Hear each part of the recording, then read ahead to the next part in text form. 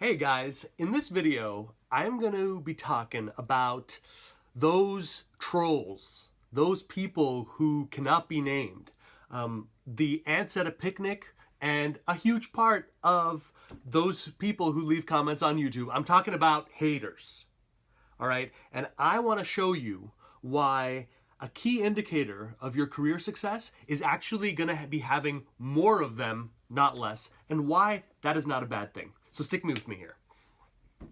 So, a quick thing about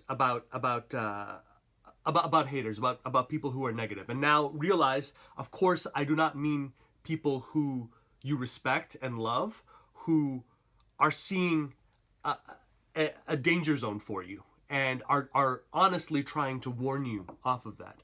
Of course, you should always listen to that, if I'm not seeing something, if I'm about to rush into a new project or an initiative and I'm so in love with it, sometimes it's my wife who has more of a sense of wherewithal who'll say, Anish, financially or in terms of time, that's too much of a risk right now. And have you thought this through? And is there maybe a better way to do it? Maybe it's a way, to put it off. And I don't like hearing that. I'm an ambitious person, and you probably as well, if you're watching this video, you're ambitious. You want things out of your life, right? You want this stuff yesterday. So I get it. And that's not what I mean. Let's agree here that a hater is someone who is negative for the sake of being negative. They feel threatened by someone who dares to say that they want more than maybe what they have or what they could have dreamed about. And they gave up on it, or they resigned themselves to it. And one of the ways in which they justified doing that was saying, you know what? No one's going to do it, all right? No one's going to do it. Or they say, if you're in power or you reach a high level, you're corrupt or you're evil or you can never have a family life. And yet we see people, successful people out there, your heroes, I'm sure you have many of them, who have strong family lives and are rich and successful. They have a higher degree of wealth or career success, and they made it happen. So it doesn't really work, but that's what a hater feels. They hear that coming, and it immediately puts their dukes up. So, when I was starting out in my career, I didn't have many haters in my life. Because no one knew who I was. I was ignored because I was a nobody, right? And I was writing resumes and I was coaching people and helping people with their interviews. I was figuring out how this whole game called LinkedIn works, and this is really in its earliest years. And I was just working.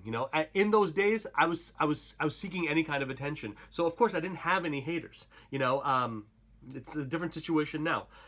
But back then, my major priority, and you're probably either there or you've certainly faced this, is my whole thing was, let me just look at people who are more successful and I'm just going to do what they're doing, right? So I'm drifting, right? I'm learning the game by doing what people more successful than me are doing.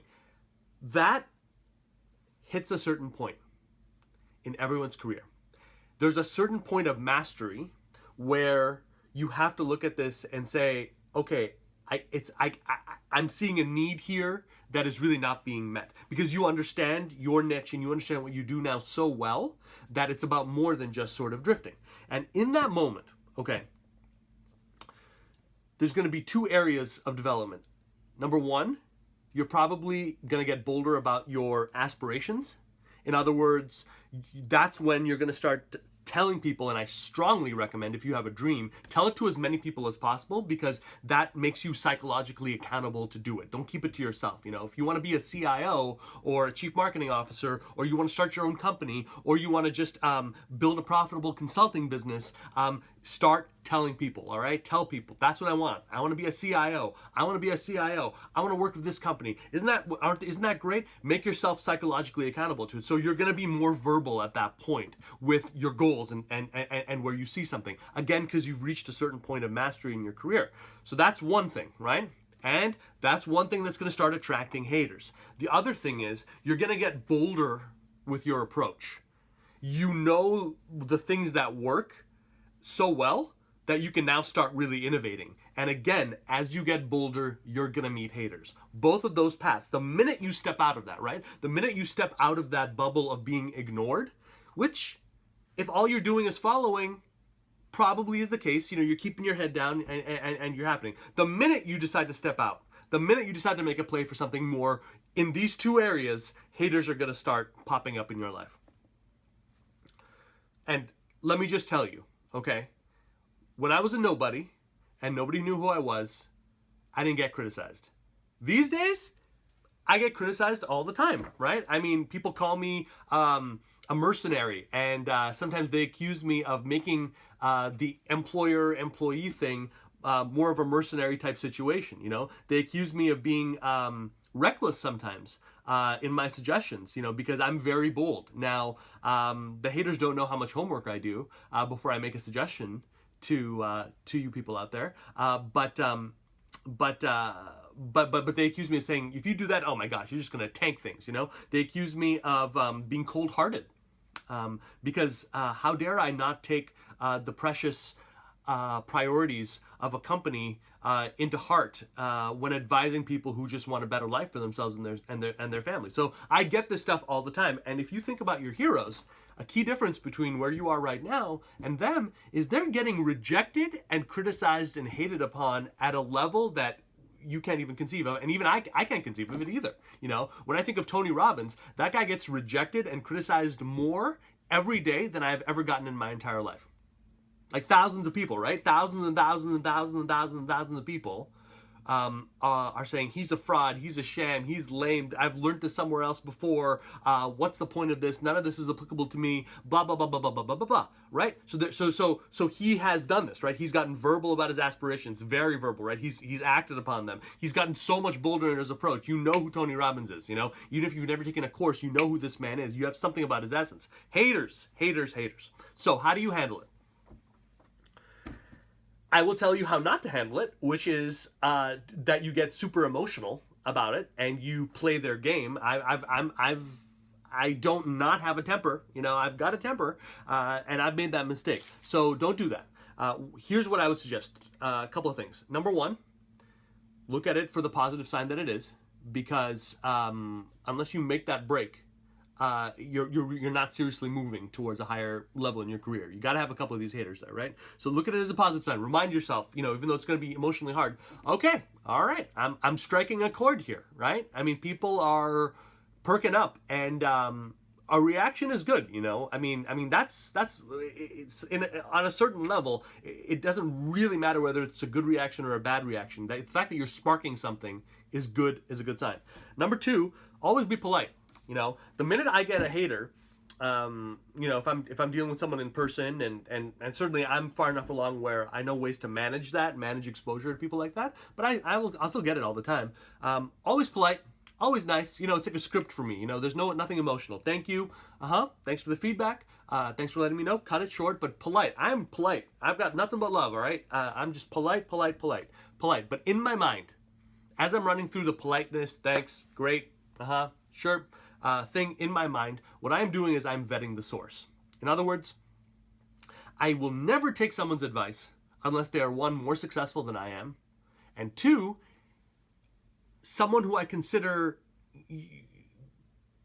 a member of the tribe, someone who shares my perspective, someone who I respect them, I like the person that they are, the human being that they are. No matter how good the advice is, if someone's a total jerk or has huge obvious character flaws, let the advice go, right? So when you get a hater, vet the source, vet this person's source. Say, is this person more successful than I am? Is this person someone I respect? Is this someone whose life I admire? No?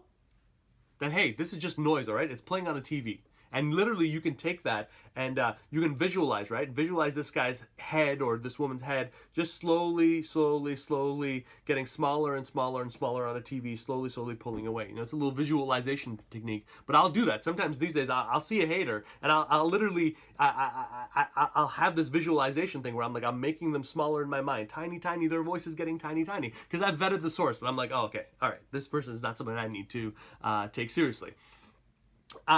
And finally, the third stage of this is embracing the blowback. You know, these days I look for stirring some stuff up. You know, obviously, my primary goal is to work with people who get what I'm saying, because I want to change your life. I want to improve it. But if I get blowback, that's okay. You know, blowback is attention, and now I'm like, if I'm not having any attention, ignore it is my fear. You know, I don't want to be ignored, and you as well, as you move up in your career, you want to avoid being ignored. Okay, you're gonna make mistakes, you're gonna make missteps, you're gonna get too bold, you're gonna blow stuff up. Accept the fact that there's gonna be, that's the learning process of getting to a higher stage in your career. And haters are some of the teachers, in a weird way, that are going to help you get there. Okay, so they're teachers. You need more teachers, you need more learning. All right, you need to be hitting up against the walls. So the third stage is to really embrace that blowback. So again, these three ways that I do it is, number one, look at it as a positive sign, because you're not growing unless you got a couple of haters there. Number two, be very polite. Run your thank you script and exit. Thank you script and exit. And while you're doing that, in your mind, two things: vet the source. Is this person more successful than me? A hater will never be more successful than you. They will never pass either that or the character test. And two, start visualizing them getting smaller and smaller in your mind. You know, you're minimizing them. You're minimizing who they are. You don't have to treat them as equals. They're not equals. A hater is not your equal. A hater is not the same as someone who has big dreams in their life. These are two different people, okay? You don't have to treat a hater with respect. You don't have to treat them as some serious, knowledgeable resource. If you're a hater, you don't get treated the same as a member of the tribe. You don't get treated the same as someone who has fought the battles. You're a judger. You're part of what's wrong. So minimize them, you know? And number three is embrace, ultimately, once you're doing that, embrace the fact that greater amounts of blowback is usually a sign that your impact is widening, you know, and you're doing more, and you're seeing more. So, you know, at the start of this video, I said I wanted to show you why haters are not a bad thing, and why you really need to look at having more of them as being a part of it. Have I convinced you of that? Have I shown you something here that would make you say, okay, you know, I can deal with that, you know, I don't have to take it as seriously? That's what I would love to know.